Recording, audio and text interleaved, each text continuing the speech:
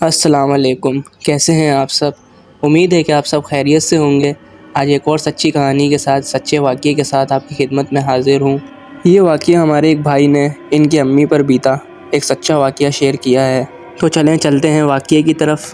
میری پیدائش سے بہت پہلے کی بات ہے۔ میری 2 بہنیں اور 2 بھائی مجھ سے بڑے ہیں۔ امی کو اس دوران ایک دفعہ نانا ابو نظر آئے۔ امی کو ایک دفعہ گیلری والے کمرے کی طرف کچھ گڑبڑ نظر آئی۔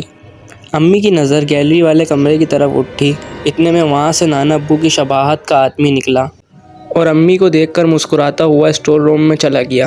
امی ڈر گئیں اور ابو کو جگا دیا۔ ابو بھی سمجھے کہ گھر میں کوئی آدمی گھس آیا ہے۔ ابو نے پورا گھر چھان مارا مگر کوئی نہ تھا۔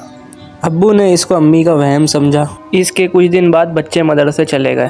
مجھ سے بڑا بھائی اس وقت 4 ماہ کا تھا اور اس وقت امی اور بڑا بھائی گھر میں اکیلے تھے۔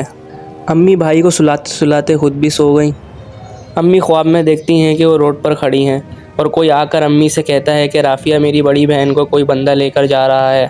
امی پریشانی سے بہن کو ڈھونڈنے لگی۔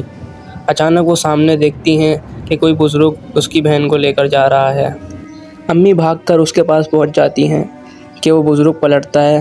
امی غصے سے دیکھتی ہیں، وہ بزرگ بہت نورانی اور امی کو مسکرا کر دیکھ رہے ہوتے ہیں۔ اچانک امی کی آنکھ کھل جاتی ہے اور وہی بزرگ امی کے سامنے اسی طرح مسکرا رہے ہوتے ہیں۔ امی یہ سب کچھ دیکھ کر بہت پریشان ہو گئی تھیں۔